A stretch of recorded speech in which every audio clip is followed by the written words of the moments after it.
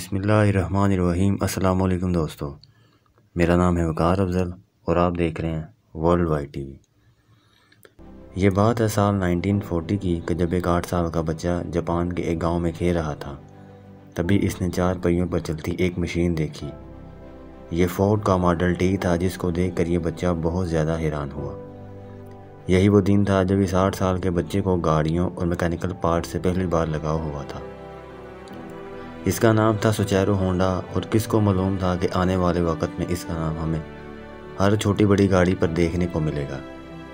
तो दोस्तों, 1906 में जापान के माउंट फूजी के करीब एक छोटे से गांव में सुचेरो होंडा की पैदाइश हुई। इनके वालिद लोहार होने के साथ साथ पार्ट टाइम में साइकिल रिपेयर का काम भी किया करते थे। होंडा के 5 बहन भाई जो पहले ही मुख्तलिफ बीमारियों की वजह से मर चुके थे, लिहाजा इसके माँ बाप को अपने इस बच्चे से काफ़ी उम्मीदें थी। लेकिन होंडा को पढ़ाई में तो ज़्यादा लगाव नहीं था, अलबत्ता अपने बाप के साथ साइकिल रिपेयर करने में होंडा को ज़्यादा दिलचस्पी थी। जब वो 16 साल का हुआ तो उसने न्यूज़पेपर में जॉब का एक ऐड देखा। आर्ट शुकाई नामी टोक्यो के इस ऑटोमोबाइल सर्विसेज स्टेशन पर टेक्नीशियन चाहिए थे। होंडा ने कंपनी को जॉब के लिए लेटर लिखा और खुशकिस्मती थी कि वहाँ से पॉजिटिव रिप्लाई भी आ गया। यही वो टाइम था जब होंडा अपना घर बार और स्कूल छोड़कर कमाने की आस लगाए टोक्यो रवाना हो गया। होंडा का ख्वाब तो तब टूटा जब वो टोक्यो में आर्ट शुगाई पहुंच चुका था। कंपनी के मालिक ने होंडा से साफ़ सुथराई के काम करवाना शुरू कर दिए और यहाँ तक कि होंडा को बेबी सिटिंग पर लगा दिया। होंडा बेचारा करता तो क्या करता। एक तरफ वो अपना घर बार और अपने माँ बाप को छोड़कर निकला था, तो दूसरी तरफ इससे फालतू काम लिए जा रहे थे। इसको वापस अपने गांव जाने में शर्म आ रही थी, क्योंकि वो अपने पेरेंट्स को फेस करने की हिम्मत नहीं कर पा रहा था। यही वजह थी कि अगले कई महीनों तक वो यहीं ऑड जॉब करने पर मजबूर रहा। कुछ ही महीनों के बाद आर्ट शुकाई के मालिक ने होंडा से वर्कशॉप के काम लेना भी शुरू कर दिए। होंडा को इस काम में शुरू से ही इंटरेस्ट था, इसलिए वो चीज़ों को आसानी से समझ जाता था।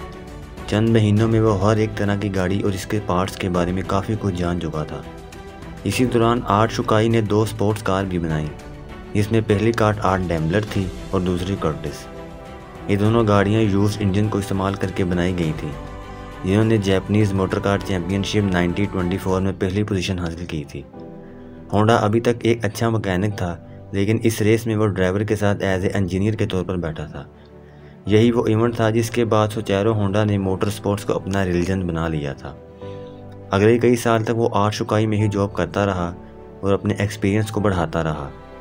1928 में 22 साल की एज में इसके मालिक ने अपनी एक और ब्रांच खोलने का फैसला किया। यह ब्रांच हमामात्सु शहर में होना थी। इसको चलाने के लिए मालिक ने होंडा को जिम्मेदारी देकर वहां भेज दिया। होंडा ने आर्ट शुकाई की इस नई ब्रांच को 1 वर्कर से शुरू किया था और सिर्फ 2 ही सालों में 30 वर्कर तक पहुँचा दिया था। वो अब एक ब्रिलियंट मैकेनिक और रेसिंग ड्राइवर भी बन चुका था। इसने अपनी महारत का फ़ायदा उठाते हुए अपने मालिक के लिए एक स्पोर्ट्स कार डिज़ाइन की। ये गाड़ी 120 किलोमीटर पर आवर की स्पीड से चल सकती थी, जिसने पुराने सारे रिकॉर्ड तोड़ दिए थे। ये रिकॉर्ड अगले 20 साल तक जापान का हाईएस्ट रिकॉर्ड बना रहा। आर्ट शुकाई के मालिक के दिल में होंडा की अहमियत मज़ीद बढ़ चुकी थी। होंडा अब अपना खुद का वर्कशॉप खोलना चाहता था, लेकिन शायद किस्मत को ये मंजूर नहीं था। 1936 में रेसिंग के दौरान होंडा का एक होलनाक एक्सीडेंट हो गया। इसकी जान तो बच गई, लेकिन इसका लेफ्ट बाजू फ्रैक्चर हो गया, शोल्डर डिस्लोकेट हो गया और चेहरे पर कई जख्म आ चुके थे। होंडा को अपनी ज़िंदगी यहीं ख़त्म होते दिखाई दे रही थी। ना वो मैकेनिक का काम कर सकता था और ना ही वो रेसिंग में हिस्सा ले सकता था। कई महीनों के बाद जब वो दोबारा ठीक हुआ तो इसने आर्ट शुकाई के मालिक से रिक्वेस्ट की कि अब वो ये रिपेयरिंग का काम नहीं कर सकता, बल्कि इसने अपना आइडिया पेश किया, क्यों ना कि वो अब स्पेयर पार्ट्स बनाने के लिए एक अलग कंपनी शुरू करे। आर्ट शुकाई के स्टेक होल्डर्स ने होंडा का ये आइडिया फ़ौरन रिजेक्ट कर दिया। इनको ऑलरेडी प्रॉफिट्स मिल रहे थे और कोई भी नहीं चाह रहा था कि एक नया रिस्क लिया जाए। इसी पर होंडा ने डिसाइड किया कि पार्ट्स मैन्युफैक्चरिंग की कंपनी वो अकेले ही खोलेगा। 1936 में 30 साल की उम्र में इसने अपने दोस्त के साथ मिलकर टोकाई सेकी हैवी इंडस्ट्री खोली और अपने दोस्त सुचेरो काटो को इसका प्रेसिडेंट बना दिया। कंपनी तो वो खोल चुके थे, मगर होंडा के पास इसको चलाने के लिए कोई इन्वेस्टमेंट नहीं थी। लिहाजा होंडा दिन भर आर्ट शुकाई के लिए काम करता, जबकि रात में अपनी नई कंपनी के लिए खुद इंजन पिस्टन बनाने की कोशिश करता था। अगले कई महीनों तक वो इसी रूटीन पे चलता रहा, लेकिन इसको कोई कामयाबी ना मिल सकी। उल्टा वो लगातार शिफ्टें लगा लगा कर कमज़ोर हो चुका था। एक के बाद एक नाकामी इसका रास्ता रुके बैठी थी। तभी इसने मेटलर्जी की महारत हासिल करने के लिए एक यूनिवर्सिटी में एडमिशन लिया। 1939 में 3 साल की लगातार मेहनत करने के बाद वो आखिरकार एक पिस्टन बनाने में कामयाब हो ही गया। अब इसने आर्ट शुकाई से जॉब छोड़ दी और फुल टाइम पिस्टन बनाने में लग गया। पर इसको ये मालूम नहीं था कि इसके बनाए हुए पिस्टन में अभी भी कई फॉल्ट्स मौजूद हैं।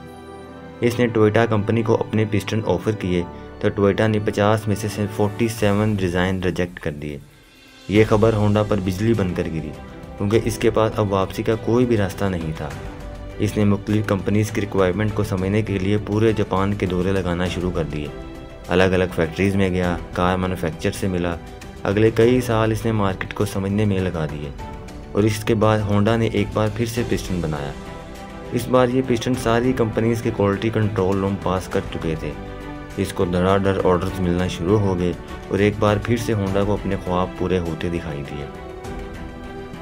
ऑर्डर्स को पूरा करने के लिए इसकी कंपनी ने 2000 वर्कर को भी हायर कर लिया।